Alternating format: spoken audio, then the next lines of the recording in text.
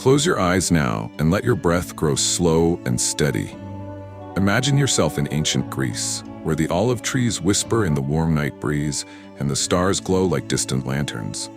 Tonight, we'll wander through a time when sleep was sacred, guided by a gentle god who drifted through dreams on silent wings. Let me tell you of Hypnos, the kindest of deities who watched over weary mortals with a touch as light as dandelion fluff. Far beyond the mortal world, where the river Lethe's waters hum a lullaby, stood the house of Hypnos.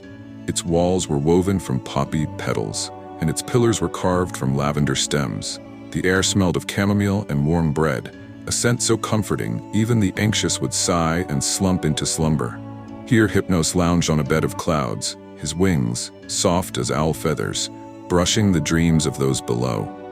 Mortals never saw his face, but they knew his presence. A cool breeze through an open window, the sudden heaviness of eyelids after a long day's work in the fields. That was Hypnos, passing by.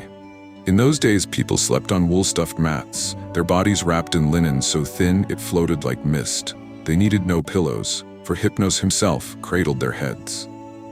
Hypnos had 1,000 children, the dreams, who flitted through the night like moths. Some carried visions of the day's joys, the taste of ripe figs, the laughter of friends. Others gently patched up sorrows, weaving happier endings into sleeping minds. The kindest of them, Morpheus, would take the shape of loved ones long gone, visiting just to say, all is well. Shepherds sleeping under the stars would wake with dew on their cloaks and the sense they'd been somewhere kinder. Fishermen, dozing in their boats, dreamed of mermaids who sang in voices like their mothers. And always, always, Hypnos watched over them, his wings casting a shadow that felt like a blanket. Before sleep, the Greeks would pour honey-sweetened milk onto their doorsteps, a gift for Hypnos. Children tucked strands of their hair under their pillows, whispering wishes for sweet dreams. And oh, how the town sighed into silence at night. No clattering carts, no shouting, just the occasional owl, the rustle of fig leaves, and the distant pluck of a shepherd's lyre. In Athens, the wealthier families burned myrrh to perfume their bedrooms. The poor slept with windows open, letting Hypnos' brother, the night wind Zephyrus, carry the scent of thyme from the hills. They believed if you listened closely as you drifted off, you might hear Hypnos humming, a sound like bees in a meadow or waves lapping ashore.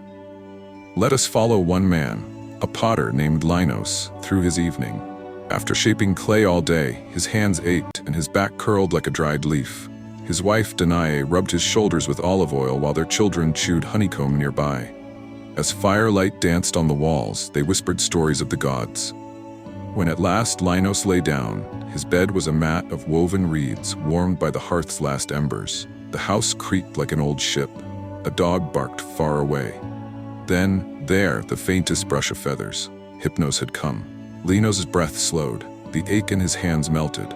Somewhere, a nightingale sang 3 notes, and he was gone, drifting down the river of dreams.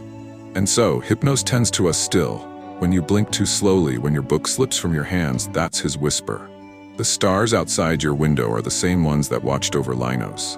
The night smells of the same earth. Let your thoughts grow weightless now, like dandelion seeds carried on his wings. Sleep is not an end, but a gentle crossing. Where will you go tonight? To a poppy field? A quiet shore?